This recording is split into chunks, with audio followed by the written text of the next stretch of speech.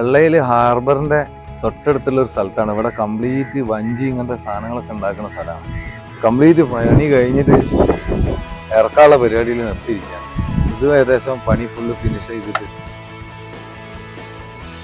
അതൊക്കെ ഇവിടെ പണി നടന്നുകൊണ്ടിരിക്കുന്ന സാധനമാണ്. ഇപ്പം നമ്മൾ കണ്ടതിൽ ഏറ്റവും വലിയൊരു വഞ്ചിയാണ്. പെയിന്റിങ്ങും കുറെ വർക്കുകളൊക്കെ നടന്നുകൊണ്ട് 10-50 എണ്ണത്തിന്റെ വർക്ക് ഇപ്പോൾ നടന്നുകൊണ്ടിരിക്കും. ഏറ്റവും വലിയൊരു വഞ്ചിന്റെ ബാക്ക് സൈഡാണ്. ഇതിന്റെ ഈ ഭാഗത്താണ് എഞ്ചിനൊക്കെ വരുന്നത്.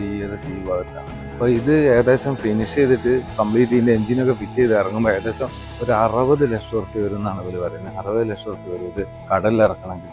ഇത് അതിന്റെ ചെറുതാണ്, പക്ഷെ ഇതും ഏകദേശം ഒരു 50 ലക്ഷം റുപ്യ ഇതിനും വരും. നമ്മൾ കാണുമ്പോൾ സിമ്പിളാണ്, പക്ഷെ ഇതിൻ്റെയൊക്കെ വില കേട്ടപ്പോൾ നെട്ടിപ്പോയി. നമ്മൾ വഞ്ചിന്റെ മുകളിലേക്ക് കയറാൻ പോവുകയാണ്. കോണീൻ്റെ ഉള്ളിൽ കൂടെ കയറുകയാണ്. സമയം കെട്ടി മറിഞ്ഞ് വീഴോ പറയാൻ പറ്റില്ല. അടിപൊളിയാണ്. ഓ അടിപൊളി. അങ്ങോട്ട് കയറിയിട്ട് ഇതിൻ്റെ ഉള്ളൊക്കെ ഒന്ന് കാണാൻ വേണ്ടി പെർമിഷൻ എടുത്തു. ഓക്കെ, മുകളിലെത്തി. ബാക്കി മുകളിലത്തെ കാഴ്ച ഇപ്പോൾ കാണിക്കും. അപ്പോൾ നമ്മൾ പെർമിഷൻ ചോദിച്ചിട്ട് ഇതിൻ്റെ മുകളിലേക്ക് കയറിയിരിക്കും. ഏകദേശം നിലത്തുനിന്ന് ഒരു 4 മീറ്റർ ആയിട്ടുണ്ടാവും ടോപ്പിലേക്ക്. ഇത് മീൻ പിടിക്കുന്ന ആവശ്യത്തിന് തന്നെയല്ല യൂസ് ചെയ്യുന്നില്ല. വർക്ക് ഫിനിഷായി കൊണ്ടിരിക്കുകയാണ്. പ്ലൈവുഡ് വർക്കും അതേപോലെ തന്നെ നല്ല മരങ്ങൾ, ഹെവി റണ്ണർ ടൈപ്പ് മരങ്ങളൊക്കെ ഉപയോഗിച്ചിട്ടാണ് ചെയ്യുന്നത്.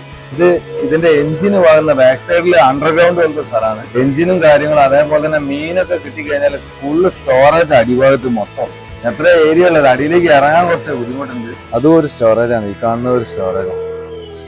ഏകദേശം അടിയിലേക്ക് ഇറങ്ങിയിട്ട് സാധനങ്ങളൊക്കെ സ്റ്റോർ ചെയ്യുള്ളത്. സാധനങ്ങൾ എന്ന് പറഞ്ഞാൽ മീൻ തന്നെ.